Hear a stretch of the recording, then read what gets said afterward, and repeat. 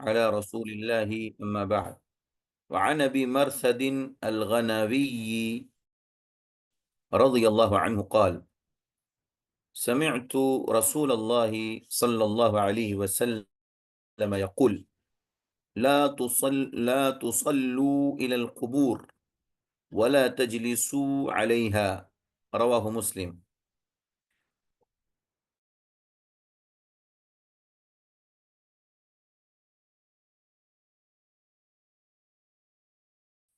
ذکر کیا حدیث کے راوی ابو مرثد الغنوی رضی اللہ عنہ ہے، صحابی رسول ہیں۔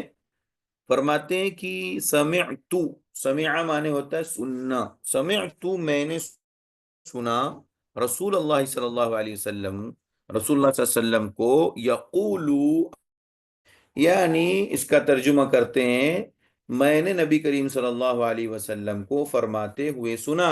آپ کہہ رہے تھے، کیا کہہ رہے تھے؟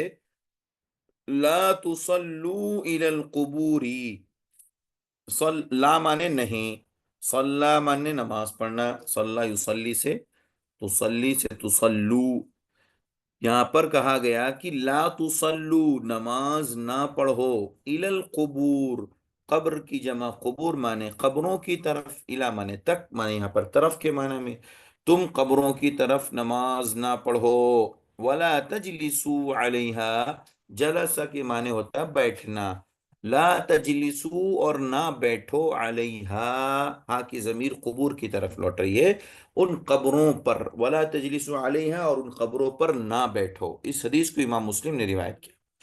اس حدیث کا ترجمہ بہت آسان ہے، اور باب شروط الصلاح کے اندر امام حافظ ابن حجر عسقلانی رحمہ اللہ اس حدیث کو لے کر کے آئے یہ بتانے کے لیے کہ نماز کی شرطوں میں سے ایک شرط یہ بھی ہے کہ قبرستان میں نماز نہیں ادا کی جائے گی، یا جس طرف قبر ہوں گی اس طرف نماز ادا، کیونکہ ہمارا قبلہ صرف کعبۃ اللہ ہے، اور مشرق کی طرف رخ کر کے نماز ادا کیا جائے گا، نہ کہ قبروں کی طرف رخ کر کے نماز ادا کیا جائے گا۔ یہ بنیادی پوائنٹ ہے، جو شرط ہے کہ ہماری شرط کیا ہے نماز میں، کہ قبلے کی طرف رخ کر کے نماز ادا کیا جائے، نہ کہ قبرستان کی طرف، نہ کہ قبر کی طرف، اور اگر قبر بھی اگر ہمارے قبلے کی جانب ہوں گی تو بھی ہم اس کو نہیں پڑھیں گے، اس جگہ پر، اس مسجد کے اندر نماز ادا نہیں کریں گے۔ تو پہلی چیز یہ ہے کہ ترجمے میں دیکھیں، ابو مرثد غنوی رضی اللہ عنہ کہتے ہیں کہ میں نے نبی صلی اللہ علیہ وسلم کو فرماتے ہوئے سنا، آپ تصلو الی القبور، تم قبروں کی طرف نماز نہ پڑھو، یعنی قبروں کی طرف رخ کر کے نماز نہ پڑھو، ولا تجلسوا علیہا اور تم اس کے اوپر نہ بیٹھو، یعنی ان قبروں کے اوپر نہ بیٹھو۔ تو دو حکم اللہ کے نبی نے اس حدیث کے اندر ذکر کیے، جو نماز سے تعلق رکھنے والا ہے وہ لا تصلوا الی القبور ہے، اسی سے نماز سے استدلال ہے، اور شروط نماز سے، نماز کی شرطوں سے بھی استدلال ہے کہ ہمیں منع کیا گیا ہے کہ ہم ایسی جگہ پر نماز نہ پڑھیں جہاں پر قبر ہو یا قبرستان ہو یا قبر کی جانب ہمیں رخ کرنا پڑے، ایسی جگہ پر ہمیں نماز پڑھنے سے منع کیا گیا ہے۔ اب اس حدیث سے چند باتیں، چند مسائل آپ کو ہمیں نکالنا ہے، اخذ کرنا ہے۔ کہتے ہیں قبروں کی جانب نماز پڑھنے اور ان پر بیٹھنے کے اہل علم نے دو مفہوم بیان کیے۔ اس حدیث کے دو مفہوم ہیں، آپ لوگوں کو یاد رکھنا ہے۔ حدیث پوچھی جا سکتی ہے کہ آپ بتائیے حدیث لا تصلوا الی القبور ولا تجلسوا علیہا کے دو مفہوم ہم نے آپ کو بتائے تھے کلاس کے دوران، ان دو مفہوم میں سے دو مفہوم آپ یہاں پر تحریر کیجئے، لکھیے۔ تو نمبر ایک، قبروں کی جانب نماز پڑھنے کا ایک مفہوم تو واضح ہے کہ قبر کی طرف رخ کر کے نماز پڑھی جائے، یعنی قبر ہی کی طرف رخ کیا جائے۔ قبر ہے کہیں پہ مثال کے طور پر، یا قبرستان ہے، قبرستان میں مسجد بنی ہوئی ہے اور سامنے قبر ہے تو اس کی طرف رخ کر کے نماز پڑھنا، تو ایک مفہوم تو یہ ہے۔ ایک مفہوم کیا ہے؟ یہ ہے، یہ اس وجہ سے ممنوع اور منع ہے کہ کہیں اصحاب قبور کی تعظیم نہ شروع ہو جائے، قبر والے کی تعظیم شروع ہو جائے گی، اس کی بنیاد پر دنیا دیکھے گی، کہے گی کہ فلاں بھی تو جو ہے اپنے بزرگوں کی فلاں کی قبر کی طرف رک کر کے نماز پڑھ رہے تھے، لہذا وہ قبر مقدس ہوں گی، عزت والی ہوں گی، تعظیم والی ہوں گی، لہذا اب اس سے کیا کرو، پکا بنا دو اور اس کے اوپر جو ہے مجاوری کرنا شروع کر دو، اس کے ارد گرد جمع ہونا شروع کر دو۔ تو اس خدشے سے کہ کہیں لوگ اس کی تعظیم نہ کریں، اس لیے منع کیا گیا کہ وہاں پر اس طرف رک کر کے نماز نہیں پڑھنا ہے، جو کہ شرک تک انسان کو لے جانے والی چیز ہے۔ اور اس کا دوسرا مفہوم یہ ہے، لا تصلوا الی القبور کا دوسرا مفہوم یہ ہو سکتا ہے کہ جو کام مساجد میں کیے جاتے ہیں وہ قبروں پر نہ کیے جائیں۔ لا تصلوا الی القبور کا دوسرا معنی کیا ہے؟ جو کام مساجد میں کیے جاتے، مساجد میں کیا کیا جاتا ہے بھائی؟ نماز پڑھی جاتی، دعا کی جاتی، مسجدوں میں سجدے کیے جاتے، مسجدوں میں رکوع کیے جاتے، مسجدوں میں استغفار دعائیں کی جاتی، مسجدوں میں ایک ایک دوسرے کے ساتھ مل کر کے جماعت کے ساتھ نماز ادا کی جاتی، قرآن کی تلاوت کی جاتی، سب چیزیں مسجد میں ہوتی ہیں، مسجدوں میں یہ سب چیزیں ہوتی ہیں۔ تو اللہ کے نبی صلی اللہ علیہ وسلم نے جو فرمایا اس کا دوسرا مفہوم یہ ہے، لا تصلوا الی القبور کا، کہ یہ ساری چیزیں جو مسجد میں ہوتی ہیں وہ قبر میں نہیں ہونی چاہیے، قبرستان میں نہیں ہونی چاہیے، منع ہے۔ کیوں منع ہے؟ کہ قبروں پر نہ کیا جائے، اس کا مطلب یعنی قبریں کہاں ہوتی؟ قبرستان میں ہوتی۔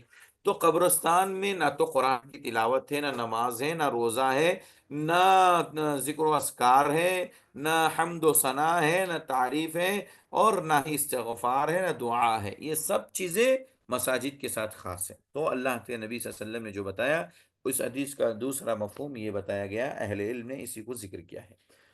اسی طریقے سے کہتے ہیں کہ قبروں پر بیٹھنے کا ایک مفہوم یہ ہے، یعنی دونوں کے دو دو مفہوم، لا تسلو کے دو مفہوم میں نے آپ کو بتائے، اور اب دو لا تجلسو علیہا کے دو مفہوم بتانے جا رہا ہوں۔ لا تجلسو علیہا کا پہلا مفہوم یہ ہے کہ قبر پر نہ بیٹھو کا مفہوم، قبر پر ٹیک لگا کر یا پشت لگا کر بیٹھنا منع ہے۔ ٹیک لگا کر یا پیٹھ لگا کر، پیٹھ لگا کر جیسے ہم کرسی پر بیٹھتے ہیں، ایسے ٹیک لگا کر قبروں سے نہیں بیٹھنا چاہیے۔ اور اسی طریقے سے خود اس پوری قبر کے اوپر، جہاں قبر بنی ہے اس کے اوپر بیٹھ جاوے کوئی، تو یہ بھی غلط۔ یہ دونوں چیزیں غلط بتائی گئی۔ کیوں؟ اس لیے کہ ممنوع ہے، کیونکہ اس میں اہل قبر کی اہانت ہے۔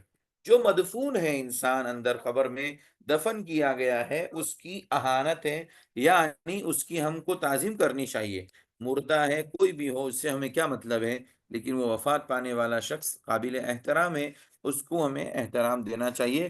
اور اس کا احترام یہی ہے کہ اس کی قبر سے احترام کیا جائے، اس کی قبر پر نہ بیٹھا جائے، نہ اس کی قبر سے ٹیک لگائی جائے، نہ اس سے جو ہے اپنے آپ کو جو ہے جوڑا جائے۔ تو یہ ایک مفہوم ہوا لا تجلسو علیہا کا۔ لا تجلسو علیہا کا دوسرا مفہوم یہ ہے کہ قبروں پر مجاور بن کر یا قضائے حاجت وغیرہ کے لیے بیٹھنا، یہ سب کام حرام اور ممنوع ہے۔ اللہ اکبر، بہت بڑی بات ذکر کی کہ قبروں کے اوپر مجاوری کرنا، جیسے آج کل لوگ کر رہے ہیں نا، باقاعدہ جو ہے ٹینٹ لگا کر کے، باقاعدہ جو ہے لوگ اس کے اندر کیا کہہ سکتے ہیں، لائٹیں کمکمیں جلا کے اور ہری پیلی پتہ نہیں کون کون سی چادریں چڑھا کر کے بہت اہتمام کے ساتھ وہاں بیٹھتے ہیں، اس کی مجاوری کرتے ہیں، نگرانی کرتے ہیں، کتے کو نہیں آنے دیتے، بلے کو نہیں آنے دیتے، انسانوں کو آنے دیتے تاکہ وہاں سے مال بھی آئے اور ان کے عقیدے کو بھی خراب کر دیں۔ تو یہ سب اہتمام جو ہو رہا ہے مجاوری کا، اللہ کے نبی نے تجلسو علیہا کے مفہوم میں سختی کے ساتھ بنا فرمایا کہ وہاں پر تجلسو کا مفہوم یہ ہے کہ وہاں پر کسی بھی صورت سے مجاوری نہ کی جائے۔ اسی طریقے سے قضاء حاجت وغیرہ کے لیے، یعنی باتھ روم اگر کسی کو ہے تو اس کا استعمال نہ کریں، یعنی قبرستان کا استعمال نہ کریں، یا ان قبروں کے ارد گرد جہاں پر لوگ مدفون ہیں ان جگہوں کا استعمال ہرگز نہ کریں، اس لیے کہ قضاء حاجت وغیرہ کا استعمال کرنا ہراؤں میں ہونا چاہیے، یا پھر ٹوائلٹ یا باتھ روم میں ہونا چاہیے جہاں اس کی جگہ متعین کی گئی ہے، قبرستان اس کے لیے نہیں بنائی گئی ہے۔ اسی مفہوم کو یہاں پر اہل علم نے ذکر فرمایا۔ اسی طریقے سے قبروں پر بیٹھنے کے متعلق رسول اکرم صلی اللہ علیہ وسلم کا یہ فرمان بھی قابل ذکر اور دماغ میں رہیں، یاد رہیں آپ لوگوں کو، کہ تم میں سے کوئی شخص انگارے پر بیٹھے اور وہ اس کے کپڑوں کو جلا کر جلد تک یعنی چمڑے تک پہنچ جائے، یہ اس کے لیے قبر پر بیٹھنے سے زیادہ بہتر ہے۔ اللہ اکبر، مسلم کی روایت ہے، یہ صحیح مسلم میں اللہ کے نبی صلی اللہ علیہ وسلم نے فرمایا، ایک آدمی جب قبر پر بیٹھتا ہے تو یہ اتنا بڑا گناہ ہے، یعنی گناہ بھی ہے اور سخت وعید بھی اللہ کے نبی نے بتائی، کہ تم میں سے کوئی شخص انگارہ، کہیں پر آگ جل رہی ہے، انگارہ ہے، انگارے پہ بیٹھ جائے تو کیا ہوگا؟ انگارے پہ بیٹھے گا تو انگارہ پہلے اس کے کپڑے کو جلائے گا، اور اس کے بعد کپڑے سے جلتے ہوئے یہ انسان کی جلد یعنی چمڑے تک پہنچ جائے گا، انسان کو مکمل طریقے سے جلا دے گا۔ تو ایسے ہی کہا کہ جس طریقے سے تم اپنے کپڑے کو جلانا، اپنی جسم اور اپنے باڈی اور اپنے بدن اور جلد کو جلانا نہیں چاہتے، ایسے ہی تم اپنے قبروں پر بیٹھنے والے مردہ شخص کی کا احترام کرو، ان کو اس طریقے سے تکلیف نہ پہنچاؤ۔ اس لیے قبر پر بیٹھنے سے بھی یہ چیز زیادہ بہتر ہے، یعنی ایک آدمی انگارے پر بیٹھ جائیں اور اپنے آپ کو جلا لیں، راکھ کر لیں، یہ بہتر ہے بنسبت اس کے کہ کوئی آدمی قبر پر بیٹھے۔ تو قبر پر بیٹھنا بڑا گناہ ہے، اللہ کے نبی نے اس کو سختی کے ساتھ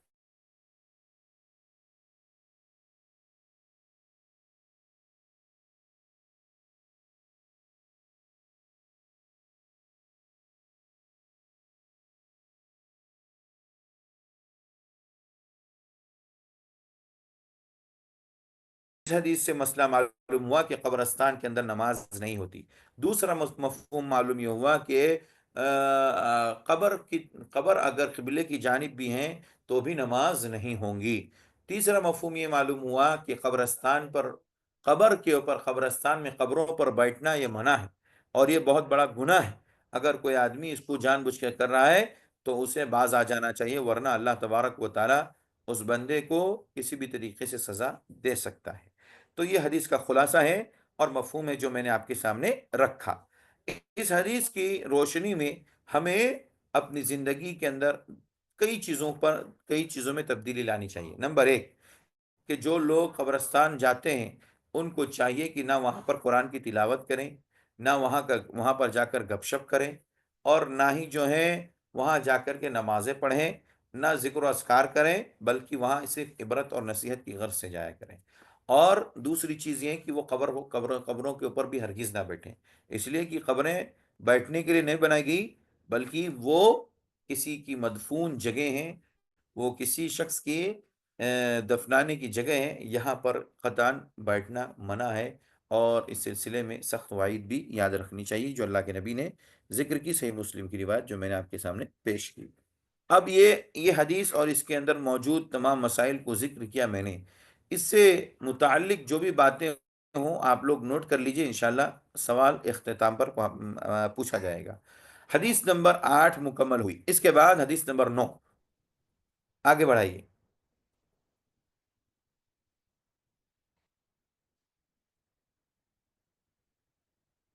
حدیث نمبر 9، وعن معاویة بن الحکم رضی اللہ عنہ، معاویہ ابن حکم رضی اللہ عنہ، معاویہ نام ہے، حکم ان کے والد صاحب کا نام ہے، فرماتے ہیں کہ قال رسول اللہ صلی اللہ علیہ وسلم، اللہ کے نبی صلی اللہ علیہ وسلم نے فرمایا، کیا فرمایا؟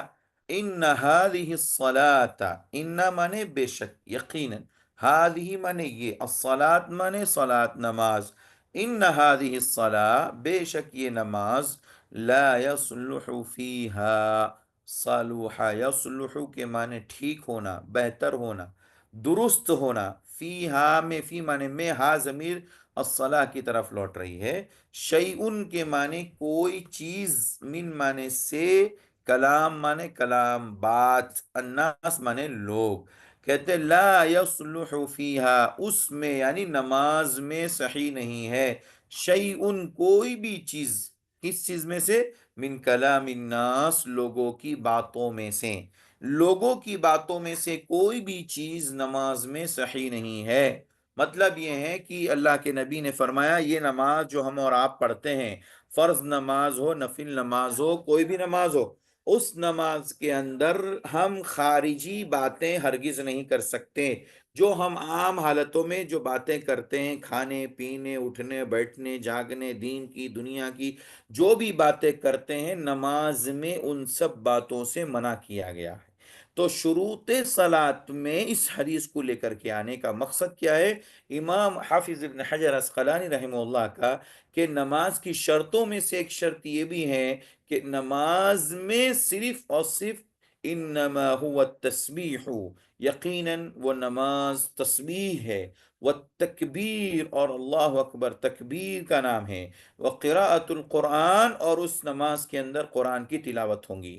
یعنی مجموعی طور پر نماز تین چیزوں کا نام ہے: تسبیح، تکبیر، قراءت قرآن۔ یعنی اس نماز کے اندر جس کو ہم پڑھتے ہیں اس میں صرف تسبیح کرنا جائز ہے، اس میں صرف تکبیر یعنی اللہ اکبر کہنا جائز ہے، اس میں قراءت القرآن یعنی صرف قرآن کی تلاوت جائز ہے، جو ذکر و اذکار ہیں وہ اس کے اندر داخل ہیں، ان کو الگ نہیں کیا جائے گا۔ تو اس حدیث کو امام مسلم نے روایت کیا۔ تو شروط صلاۃ یعنی نماز کی جو شرطیں ہیں ان شرطوں میں سے ایک شرط یہ بھی ہے کہ نماز کے دوران کسی بھی طرح کی کوئی بھی بات نہیں کی جائے گی، کوئی بھی بات کسی بھی طرح کی نہیں کی جائے گی، چاہے وہ دین کی ہو یا دنیا کی ہو، علم کی ہو یا غیر علم کی ہو، فائدے کی ہو یا نقصان کی ہو، بےہودہ ہو یا اچھی ہو، کوئی بھی بات نہیں کی جائے گی، اس لیے کہ نماز کے اندر صرف اور صرف تسبیح، تکبیر اور قراءت القرآن، تسبیح، تقریر اور قراءت القرآن کے علاوہ نماز میں اور کوئی چیز جائز نہیں ہے۔ تو ہمیں یہ مسئلہ یاد رکھنا چاہیے، یہ شروط صلاۃ میں سے۔ اب آپ لوگ یہاں پر دیکھیں، کئی باتیں اس حدیث سے ہمیں مسئلے کے طور پر معلوم ہوتی ہیں۔ پہلی بات جو معلوم ہوتی ہے وہ یہ کہ نماز میں خارجی کلام کرنا منع ہے۔ نماز میں خارجی کلام یعنی زائد کلام، زائد باتیں، گفتگو کرنا کیا ہے؟ منع ہے۔ حتیٰ کہ اگر کسی کو چھینک آ جائے تو چھینک کا جواب دینا بھی صحیح نہیں ہے۔ اچھا، ایک مسئلہ تو یہ معلوم ہوا۔ دوسرا مسئلہ یہ معلوم ہوا کہ نماز پوری کی پوری اللہ کے لیے پڑھی جائیں گی، جس کے اندر صرف تسبیح، تکبیر اور قرآن کی تلاوت ہوں گی، اس میں دنیا کا کوئی بھی مقصد داخل نہیں ہوگا۔ اور تیسرا مسئلہ یہ معلوم ہوا کہ نماز بھی ایک اللہ کی عبادت ہے، لہذا عبادت کرتے ہوئے خشوع اور خضوع کا ہونا ضروری ہے، اور دنیا کی باتیں کرنا یہ خشوع اور خضوع کے خلاف ہیں۔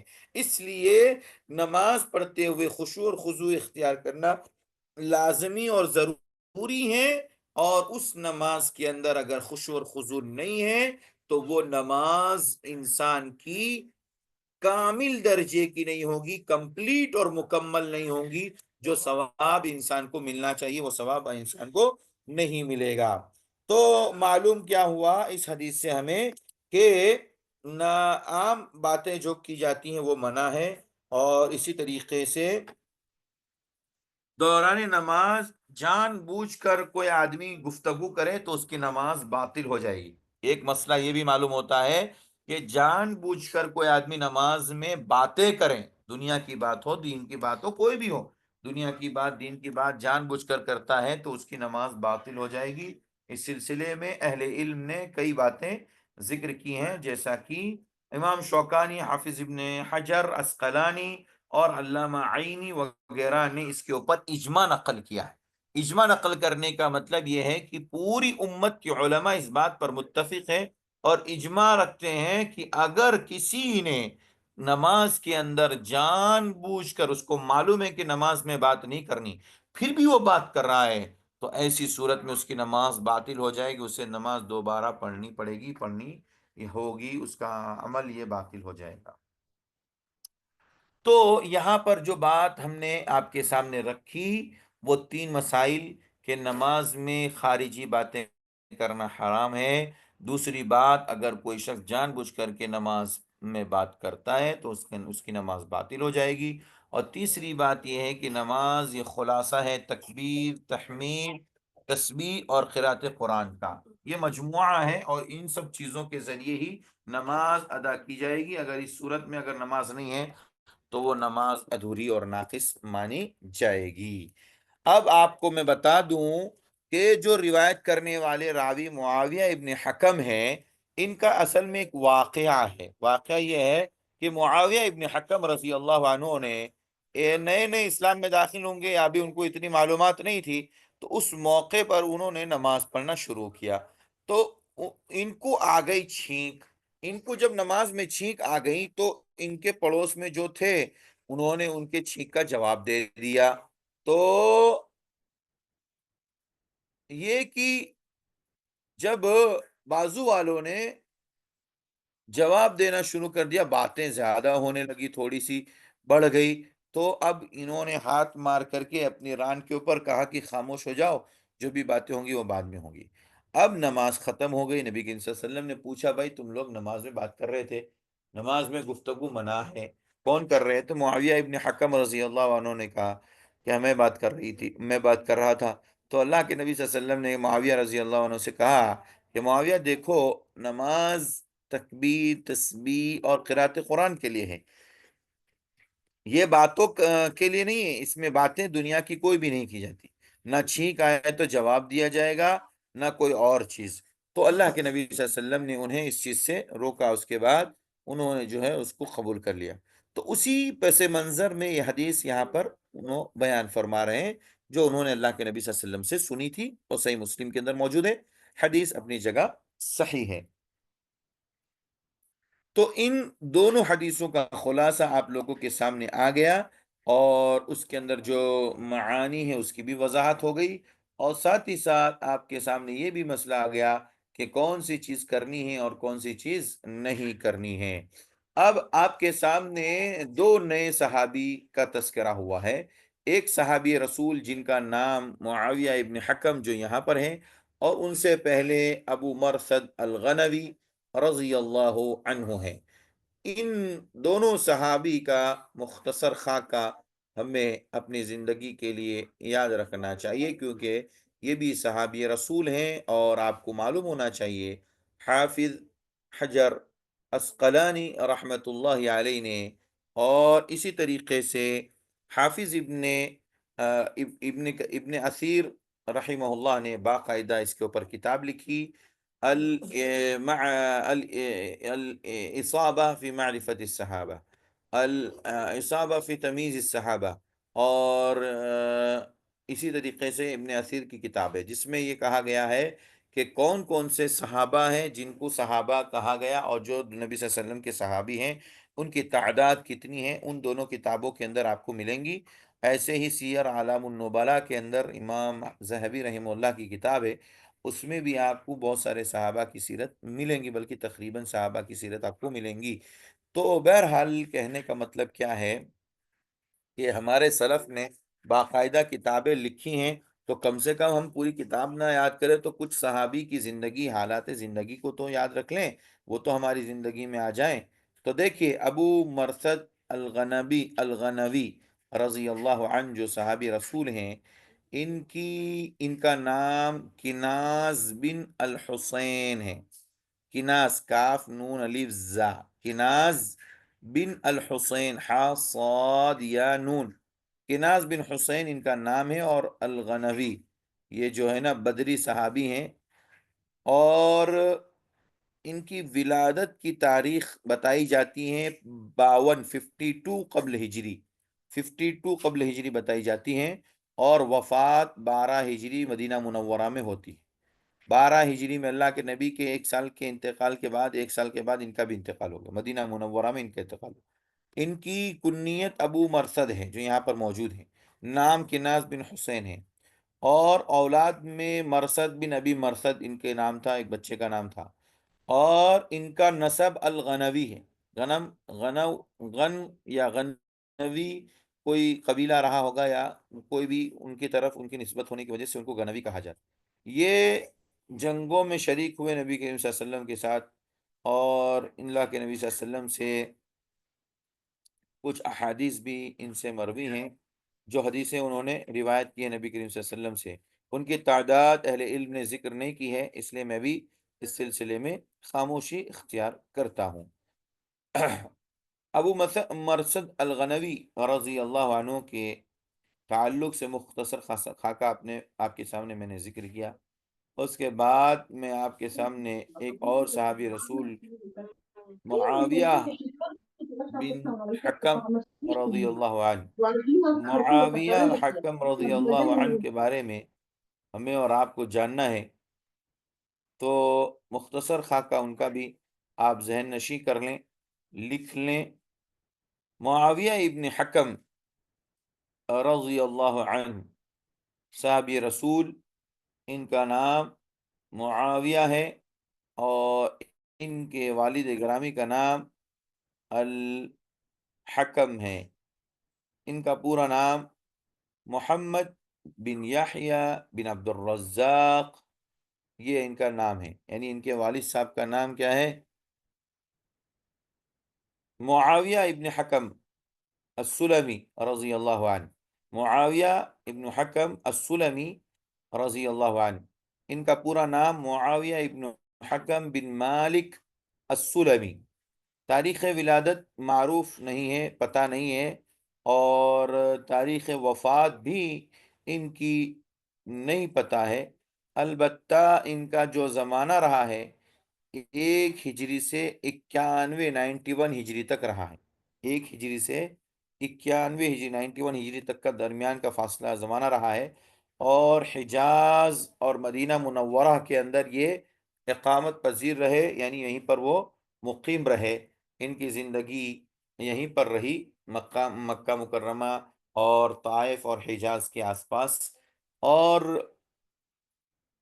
معاویہ ابن حکم السلمی رضی اللہ عنہ سے روایت کرنے والے راویوں کا جہاں تک معاملہ ہے، تو ان سے روایت کرنے والے عطا ابن یسار ہیں، اور یہ روایت آپ کو ملیں گی کتاب الصلاح کے اندر۔ اور معاویہ ابن حکم رحمہ اللہ، معاویہ ابن حکم رضی اللہ عنہ پوری زندگی مدینہ میں رہ کر کے آپ نے نکال دی، اور وہاں آپ کا وقت زیادہ سے زیادہ گزرا تھا۔ تو بہرحال حدیث جو ہمارے سامنے موجود ہیں، اس کے اندر ایک صحابی رسول معاویہ ابن الحکم السلمی رضی اللہ عنہ کا تذکرہ آیا، تو ہم نے آپ کے سامنے ان کا مختصر بھی خاکہ بھی ذکر کر دیا، اور ان کی پیدائش، ان کی وفات کے تعلق سے کوئی خاص بات تفصیلی گفتگو موجود نہیں ہے، اس لیے ہم نے ان کا تذکرہ بھی نہیں کیا۔ اب ان دونوں حدیثوں کو پڑھ لینے کے بعد اگر کوئی ذہن میں آپ کے ہاں سوال ہے تو ضرور پوچھیں، انشاءاللہ اس کا جواب دیا جائے گا۔ وصلی اللہ علی نبینا محمد وعلی آلہ وصحبہ وسلم۔ السلام علیکم ورحمۃ اللہ وبرکاتہ۔